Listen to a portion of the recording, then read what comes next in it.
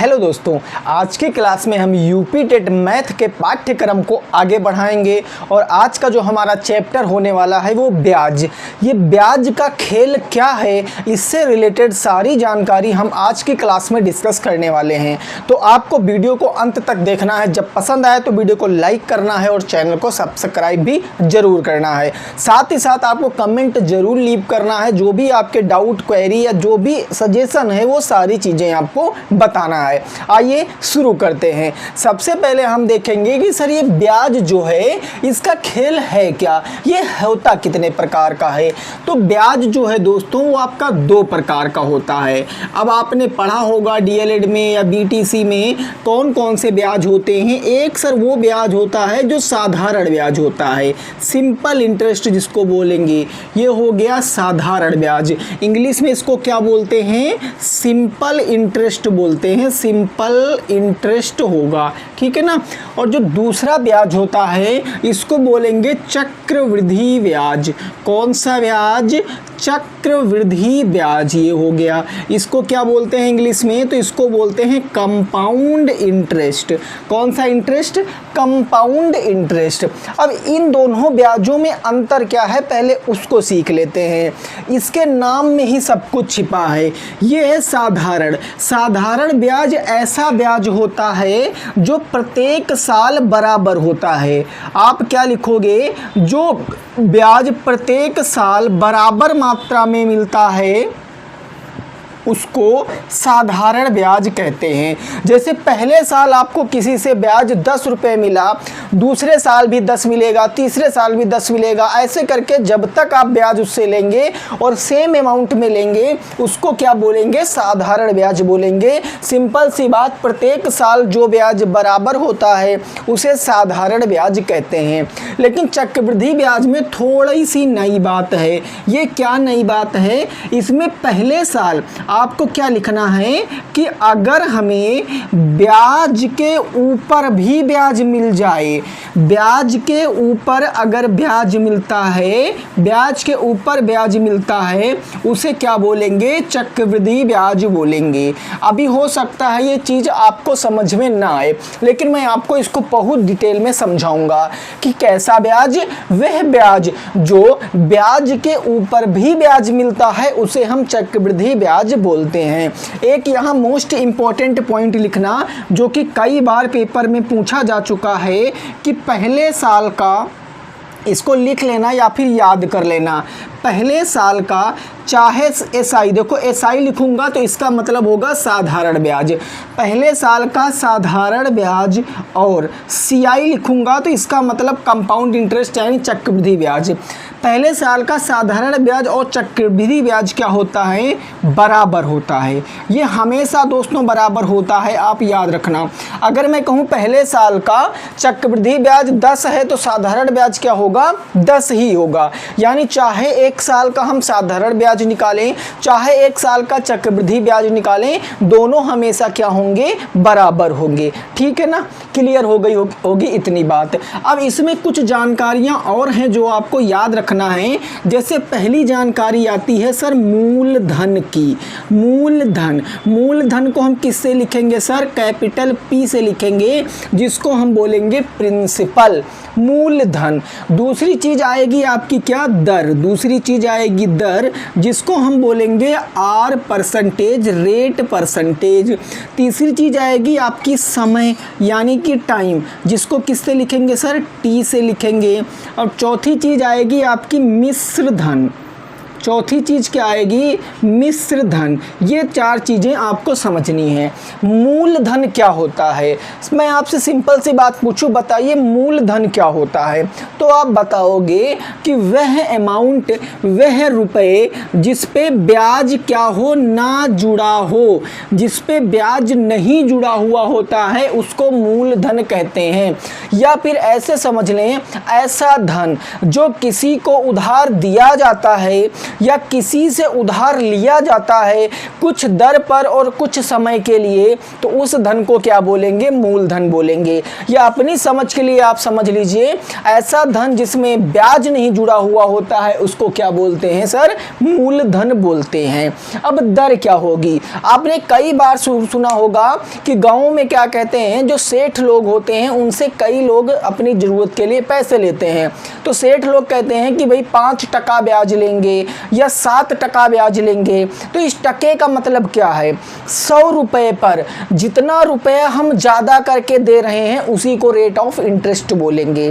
क्या बोलेंगे? अगर मैंने 100 रुपये किसी से लिए और हम उसको 10 ज़्यादा करके माने 110 वापस कर रहे हैं, तो इसका मतलब क्या होगा कि जो 10 रुपये हमने ज़्यादा दिए हैं तो 10 का अगर हम 100 पे प्रतिशत निकालेंगे उसी को बोलेंगे दर प्रतिशत। समझ में आ गई बात है कि 100 पर जितने रुपए ज़्यादा होंगे उसी को दर प्रतिशत बोलेंगे। समय क्या होता है दोस्तों? तो समय, जितने समय के लिए कोई चीज़ हम लेंगे, सपोज दैट हमने 3 महीने के लिए ले लिए या हम 5 महीने के लिए ले लिए या हम 6 महीने, 8 महीने, 1 साल, 8 साल, कितने भी समय जो होगा उसके हिसाब से हम लेंगे उसी को बोलेंगे टाइम ड्यूरेशन।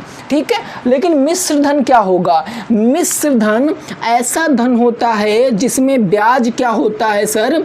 जुड़ा होता है। ब्याज जुड़ा होता है उसको बोलेंगे मिश्र धन।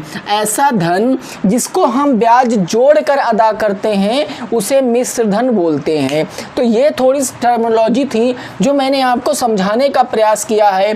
साधारण ब्याज क्या होगा, चक्रवृद्धि ब्याज क्या होगा, पहले वर्ष का चाहे साधारण हो चाहे चक्रवृद्धि बराबर होता है, और वो चीज़ें। अब इसमें थोड़ा सा आगे बढ़ेंगे और आगे चीज़ों को भी सीखने का प्रयास हम लोग करने वाले हैं। यहाँ तक बात आपकी समझ में आ गई है तो आप बताइए, क्लियर है ना? आगे बढ़ेंगे। अब इसको थोड़ा और डिटेल में समझेंगे, थोड़ा इसका पोस्टमार्टम करेंगे ताकि चीज़ें हमें और अच्छे से समझ में आ जाएं। अगर बेसिक समझ में आ गया तो ये समझ लीजिए सारी चीज़ें आपकी समझ में आ जाएंगी, है ना दोस्तों? ठीक है। देखिए ज़रा मैं बात आपसे क्या करना चाह रहा हूँ। अगर मैं आपसे पूछूं कि मैंने अभी आपको पूछा कि बताइए मेरे दोस्त मिश्र धन क्या होता है, मिश्र धन क्या होता है, तो आप कहोगे सर ऐसा धन जिसमें ब्याज जुड़ा हुआ होता है। तो ब्याज कब जुड़ेगा? सिंपल सी बात है सर, आपकी परिभाषा के हिसाब से तो हमने लिख दिया कि ब्याज जुड़ा होगा, लेकिन ब्याज किस में जुड़ा होगा? भाई ब्याज उसी में जोड़ सकते हैं ना जो अमाउंट हमने लिया है या जो अमाउंट हमने दिया है। तो लिया और दिया वाला अमाउंट क्या होता है सर? मूलधन होता है। तो मिश्र धन कैसे निकालेंगे? अगर हम मूलधन में ब्याज को जोड़ देंगे तो वही क्या बन जाएगा? हमारा मिश्र धन बन जाएगा। ठीक है ना? अगर मिश्र धन में मूलधन को ब्याज से जोड़कर बताएंगे तो क्या होगा? मिश्र धन होगा। ठीक है, इतनी बात में किसी को कोई परेशानी नहीं होनी चाहिए। अब जरा मेरी बात को गौर से समझना। अगर मैं समय की बात करता हूँ, किसकी बात करता हूँ मेरे दोस्तों? समय की बात करता हूँ। तो समय 3 हिसाब से चलता है। समय 3 हिसाब से सवाल में आपको कहेगा कि आप 3 तरीके से समय को कैलकुलेट करिए। एक तो होएगा वार्षिक, यही टर्म यूज की जाएंगी सवाल में जो मैं आपको बता रहा हूँ। एक होता है वार्षिक, एक होता है सर छमाही। कौन सा होगा? छमाही। और एक होता है आपका तिमाही, एक होएगा तिमाही।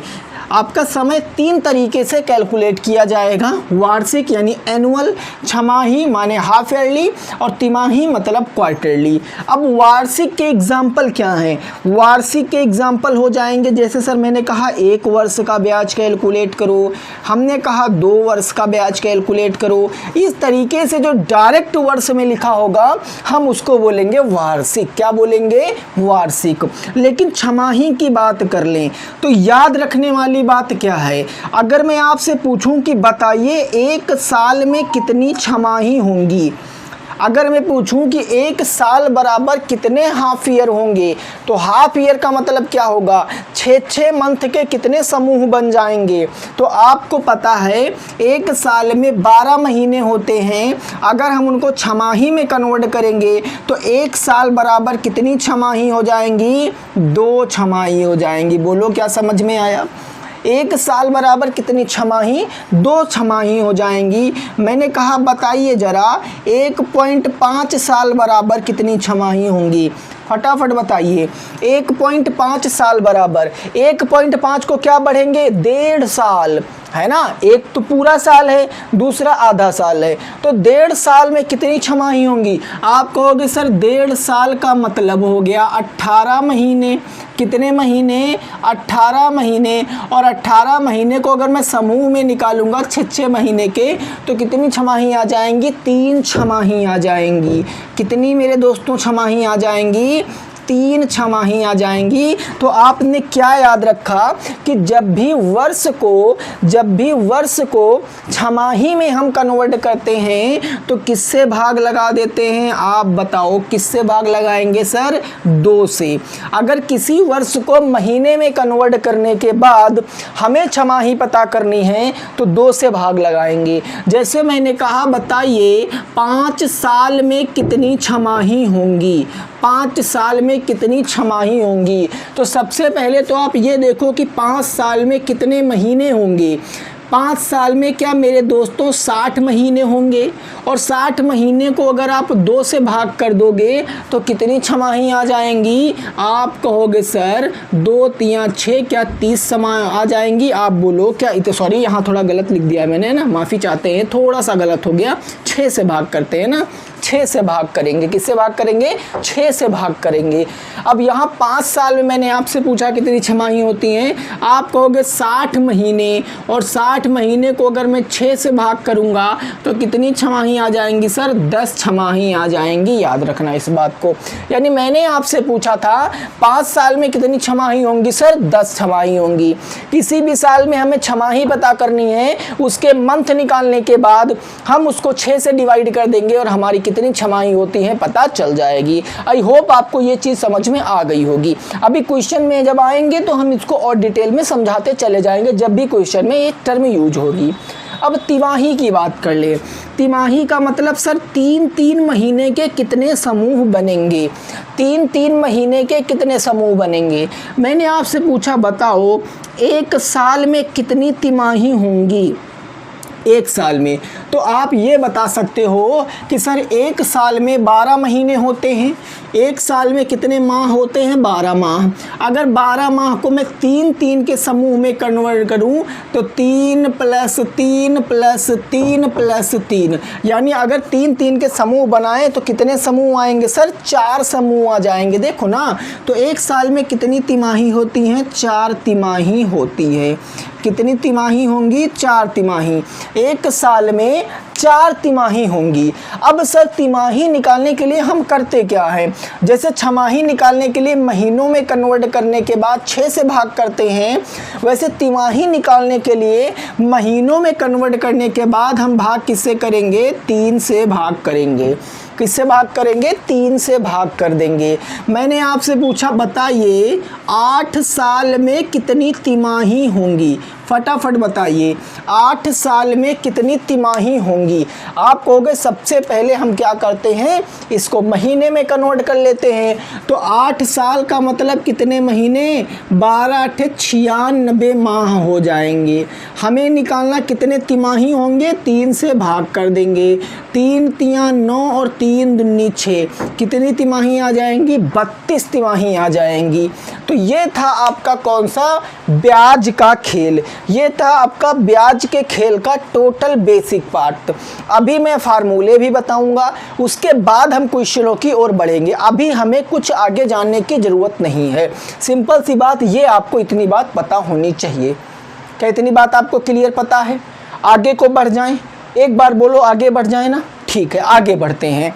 चलो आगे की ओर देखेंगे और आगे इनके सूत्र को हम डिस्कस कर लेते हैं कि इनके सूत्र किस तरीके से बनते हैं, उस चीज़ को हम अच्छे से सीख लेते हैं। देखो अभी लग रहा होगा कि सर आप क्या पढ़ा रहे हो, लेकिन मेरे दोस्त आप यकीन मानिए अगर ये चीज़ें आपको पता हैं तो आप बड़ा सा बड़ा सवाल भी आसानी से लगा सकते हो, उसमें कोई 2 बातें नहीं हैं, है ना। चलिए देखो सबसे पहले हम देखेंगे कि सर साधारण ब्याज का सूत्र क्या होता है। साधारण ब्याज का सूत्र क्या होता है? तो साधारण ब्याज बराबर क्या होगा? मूलधन गुणे दर गुणे समय और बटे में क्या हो जाएगा सर? 100 हो जाएगा। ये तो हो गया वो जो आपको याद रखना है, मूलधन गुणे दर गुणे समय बटे में 100। लेकिन अगर मैं इसको शॉर्ट फॉर्म में लिख दूं तो साधारण ब्याज को बोलते हैं सिंपल इंटरेस्ट। तो simple interest is equal to p का मतलब प्रिंसिपल मूलधन, आर का मतलब रेट यानी दर, और टी का मतलब टाइम, और डिवाइडेड बाई क्या हो जाएगा? 100 हो जाएगा। डिवाइडेड बाई 100 हो जाएगा। ये हो गया सिंपल इंटरेस्ट की बात। लेकिन सिंपल इंटरेस्ट को आप ऐसे भी कैलकुलेट कर सकते हो। Simple interest is equal to कितना हो जाएगा? बोलो, आर इंटू टी हो जाएगा। आप कहोगे सर ये बात हमें समझ में नहीं आई है, ज़रा इसको कैलकुलेट करके बताइए। ये जो है आपका परसेंटेज में निकलेगा, बस इतनी बात याद रखना है। सिंपल इंटरेस्ट का मतलब होता है अगर हम दर का गुणा समय में करा दें तो हमें साधारण ब्याज पता चल जाएगा। आप कहोगे सर कैसे पता चल जाएगा? ज़रा आप हमको एक एग्जाम्पल से समझाइए। तो मैं कहूँगा ठीक है, मैं आपको एक एग्जाम्पल से समझाता हूँ। अब हम एक एग्जाम्पल इसके ऊपर करेंगे और बहुत अच्छे से आपको ये चीज़ समझ में आ जाएगी। ठीक है ना? देखो, ये एक जो सवाल लिखेंगे, ये सवाल आपको दोनों तरीके से मैं करके बताऊंगा ताकि आपको बहुत अच्छे से समझ में आ जाए। जैसे पहला एग्जाम्पल मैंने कहा कि 1000 रुपये का 10% वार्षिक की दर से 10% वार्षिक ब्याज दर से साधारण ब्याज 10% की वार्षिक ब्याज की दर से 5 वर्ष का साधारण ब्याज ज्ञात करो। ये सवाल मैंने आपके सामने लिख दिया। अब इस सवाल को आप कैसे लगाओगे? आप कैसे इस सवाल को सोच सकते हो? आप कहोगे सर एक तो तरीका ये हो गया कि मैं पहले लिखूंगा कि हमारा मूलधन कितना है। मूलधन कितना है सर? 1000, तो मैंने 1000 लिख लिया। दूसरा चीज़ मैं पूछूंगा बताओ दर कितनी है? तो दर है सर 10%, ये हो गया दर 10%। समय कितना है? 5 वर्ष है। समय कितना? 5 वर्ष है। हमसे पूछा साधारण ब्याज निकालो, तो साधारण ब्याज की डिफिनेशन क्या होती है? साधारण ब्याज की डिफिनेशन फार्मूला होता P into r into t और अपॉन क्या होता है सर? 100 होता है।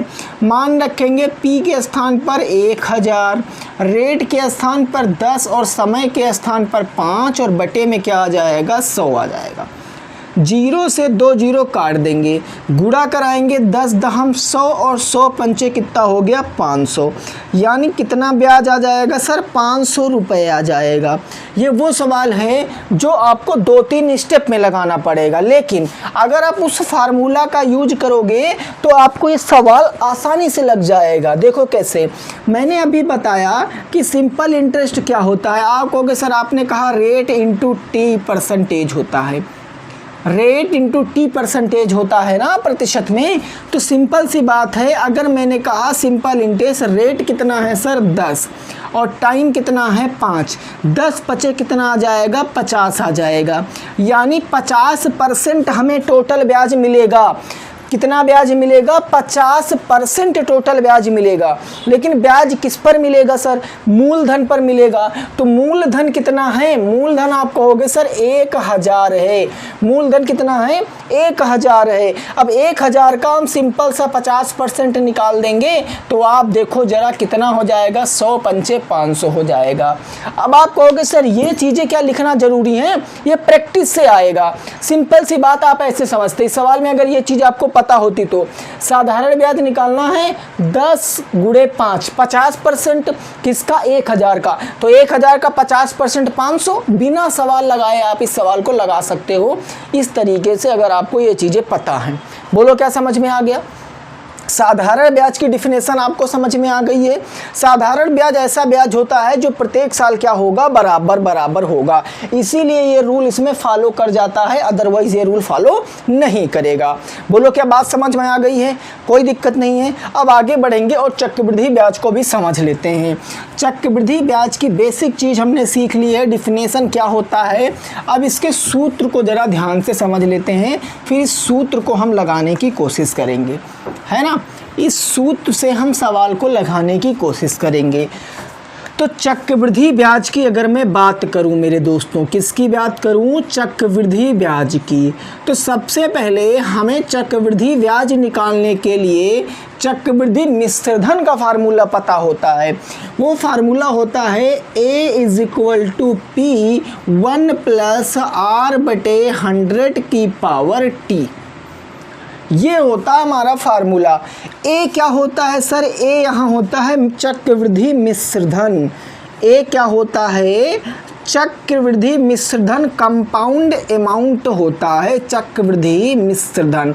और आपने ये तो पढ़ा है कि सर पी क्या होता है? पी होता है मूलधन, अभी शुरुआत में बताया। सर आर क्या होता है? आर होता है सर दर, वो भी किसमें? परसेंटेज में। और टी क्या होता है सर? समय होता है। टी क्या होगा? समय होगा। तो जब किसी भी सवाल में आपसे चक्रवृद्धि ब्याज निकालने को कहेगा तो इस फार्मूले से ब्याज नहीं निकल पाएगा। तो कब निकल पाएगा सर? आपको यहाँ ये निकालने के बाद जब भी कभी आपको कंपाउंड इंटरेस्ट पूछेगा तो कंपाउंड इंटरेस्ट यहाँ से जो ए का मान आएगा उस मान से आपको पी का मान घटा देना है। यानी कि अगर आप मिश्र धन से मूलधन घटा दोगे तो आपको क्या पता चल जाएगा? आपको ब्याज पता चल जाएगा। जब भी कभी आप मिश्र धन से मूलधन घटा दोगे तो आपको क्या पता चल जाएगा सर? ब्याज पता चल जाएगा। क्या इतनी बात आपकी समझ में आई है? बोलो, क्या इतनी बात आपकी समझ में आई है?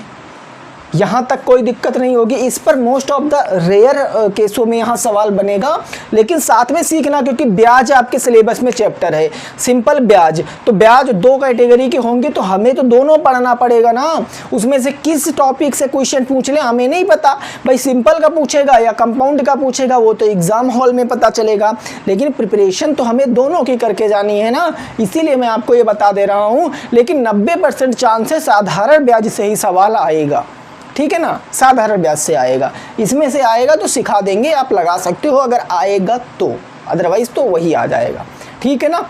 तो ये बेसिक बात आपकी समझ में आ गई है, कोई दिक्कत नहीं, यहाँ तक बिल्कुल क्लियर समझ में आ गया होगा। आगे बढ़ेंगे। अब आगे यहाँ तक हमने सीख लिया कि सर ये कैसे किस तरीके से सवाल निकालेंगे। अगर सर इसके ऊपर कोई एक ट्रिक मिल जाए तो मज़ा आ जाए। हमने कहा ठीक है, ज़रा ध्यान से समझिए, ज़रा ध्यान से समझिए। अब मैं इसकी ट्रिक की बात करता हूँ। ट्रिक अगर मैं पूछूँ, ट्रिक क्या होगी सर? ध्यान से मेरी बात को समझना। ट्रिक सबसे पहले निकालेंगे 2 साल का चक्रवृद्धि ब्याज निकालेंगे। 2 साल का मान लेते कोई एक सवाल हमारे पास है जिसका मूलधन है 1000 रुपये, रेट है 10% और समय है 2 साल। ये पहला सवाल है और सवाल में कहा गया कि 2 साल का चक्रवृद्धि ब्याज निकालो। जब भी कभी 2 साल का चक्रवृद्धि ब्याज निकालने की बात करेगा तो आपको करना क्या है कि 2:1 याद रखना है। बस क्या याद रखना है? 2:1। लेकिन अगर सर 3 साल का पूछ ले तो क्या करेंगे? तो 3 साल के लिए हमें क्या याद रखना है? 3 साल तक ही पूछेगा, ज़्यादा नहीं पूछेगा। 3 साल के लिए आपको अनुपात याद रखना है 3:1, ये याद रखना है। अब लगाएंगे कैसे? ध्यान से समझना है। आप हमें बताओ यहाँ प्रिंसिपल कितना है सर? 1000 रुपये है। रेट कितना है? 10% है। तो 1000 का 10% कितना होगा? 10% निकालना सिखाया है।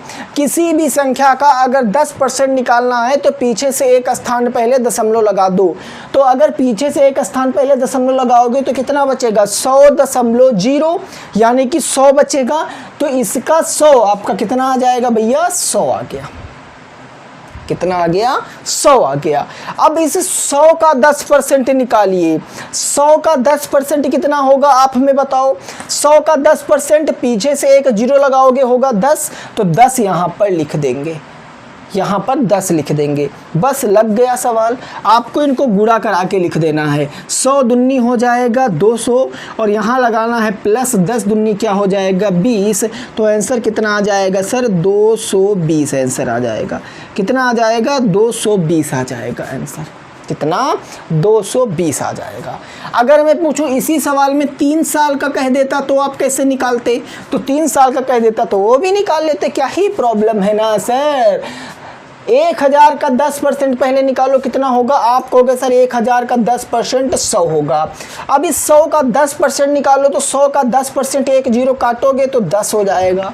अब सर 10 का 10% निकालेंगे तो कितना आ जाएगा 1 आ जाएगा। अब इन सब का गुणा करा लो बस। 100 तियाँ 300, ये हो गया 300 प्लस लगाएंगे। 10 तियाँ 30 हो गया प्लस लगाएंगे। एक कम 1 हो गया, इन सबको जोड़ोगे 331 आ जाएगा।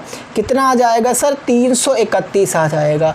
ये वो चीज़ें हैं जो एग्ज़ाम हॉल में आपको बड़ा काम देंगी, क्योंकि एग्ज़ाम हॉल में इतना टाइम नहीं होता है कि हम यहाँ से सवाल लिखें और काट पीट के यहाँ आंसर लाएं। नहीं, आपको अप्रोच अपनी बदलनी पड़ेगी, तभी ना आप पूरे सवालों अटेम्प्ट कर पाओगे और एक बढ़िया स्कोर गेन कर पाओगे।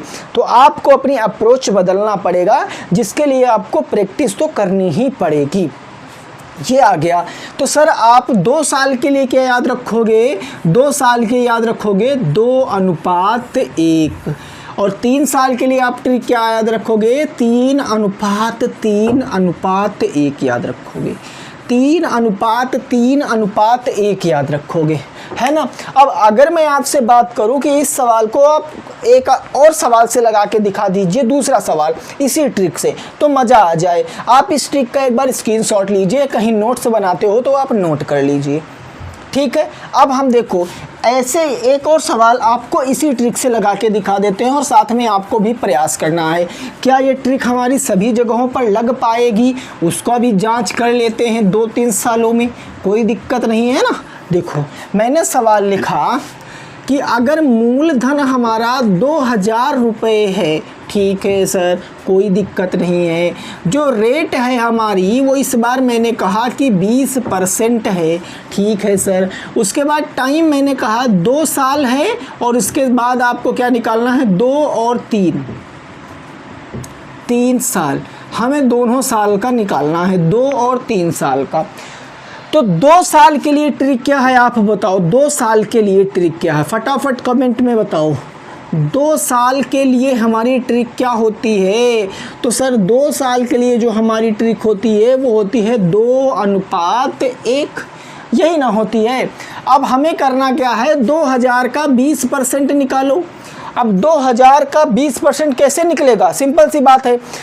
20 किस कैसे बना होगा 10% प्लस 10% से ना, ऐसे समझो यार। 20% कैसे बना होगा 10% प्लस 10% से ही तो मिलकर बना होगा 20%।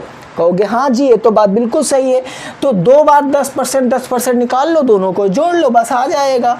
तो आप देखो यहाँ पर इसका 10% क्या होगा, आप कहोगे सर एक लगाएंगे जीरो तो कितना हो जाएगा 200 और दूसरा 10% भी 200 होगा। 200 प्लस 200 कितना हो गया 400 हो गया। ये हो गया सर 400, ठीक है। अब 400 का 20% निकालेंगे, वैसा ही ट्रिक लगाओ। 10% कितना होगा 40, फिर 10% कितना होगा 40, तो 40 कितना हो जाएगा इसका 20% 80 हो जाएगा। गुणा करा लीजिए, 4 दूनी 8, ये हो गया 800 प्लस 80 एक कम 80, तो कितना आ जाएगा सर 880 आ जाएगा। कितना आ जाएगा 880 आ जाएगा सवाल का सही जवाब, है ना। चलो 3 साल के निकाल लेते हैं। फॉर 3 ईयर्स, 3 साल के लिए 3 साल के लिए हमारी ट्रिक क्या होती है, फटाफट तरीके से बताओ। आपको कि सर 3:1 ही होती है ना। अब आपने 20% निकाला, कितना होता है सर 20% होता है 400, तो 20% 400। अब 400 का 20% कितना होता है सर 80, तो 80 लगा दिया। अब 80 का 20% कैसे निकालेंगे आप बताओ, वैसे निकालना ना। 1%, 10% कितना होगा 8, फिर 10% कितना होगा 8, और 8 8 कितना हो गया 16 हो गया। बस 4 तियाँ कितना हो जाएगा 1200 हो जाएगा, प्लस 8 तिरिक कितना हो जाएगा 2400 हो जाएगा, प्लस 16 एकम कितना हो जाएगा 16 हो जाएगा, 8 तिरिक 240 हो जाएगा, है ना। अब इसको जोड़ लो, 12 13 14, 1400 कितना हो जाएगा सर 56 हो जाएगा, है ना। जोड़ लो 6 और 4 1 5, फिर आ जाएगा 2 2 4 और 1, 1456। कितना ब्याज मिल जाएगा 1456 मिल जाएगा। तो ये था compound interest.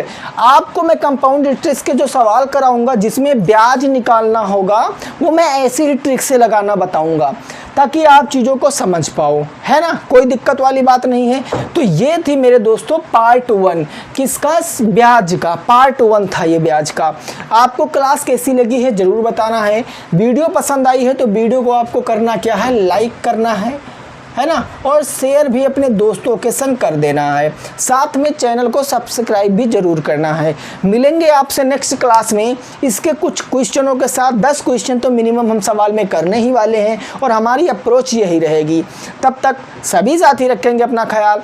Bye bye, take care, जय हिंद, जय भारत और वंदे मातरम।